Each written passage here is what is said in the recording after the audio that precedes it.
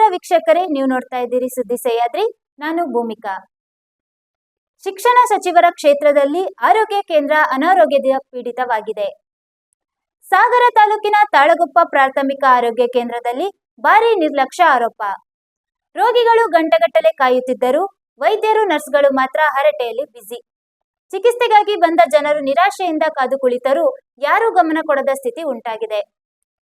ಆರೋಗ್ಯ ಕೇಂದ್ರವೇ ನಿರ್ಲಕ್ಷ್ಯದ ಗೂಡಾಗಿದೆ ಎನ್ನುವ ಪ್ರಶ್ನೆ ಈಗ ಸಾರ್ವಜನಿಕರಲ್ಲಿ ಮೂಡಿದೆ.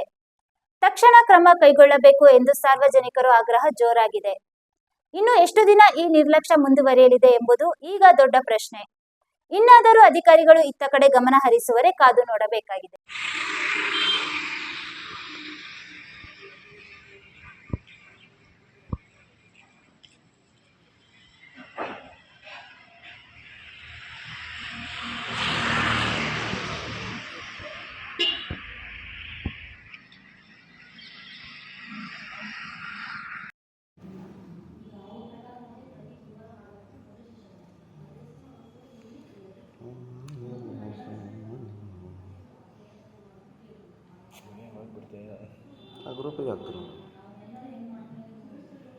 ಗ್ರೂಪಿಗೆ ಹಾಕ್ತೀನಿ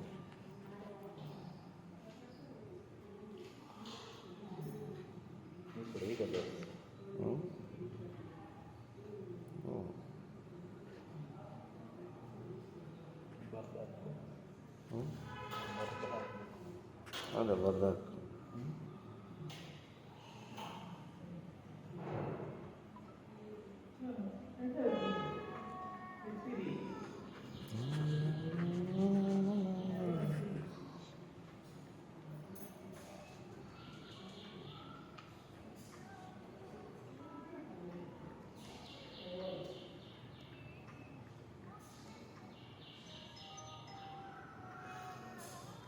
ಎಂತ ಮಾಡಬೇಕು ಗೊತ್ತಾಗ್ತದೆ.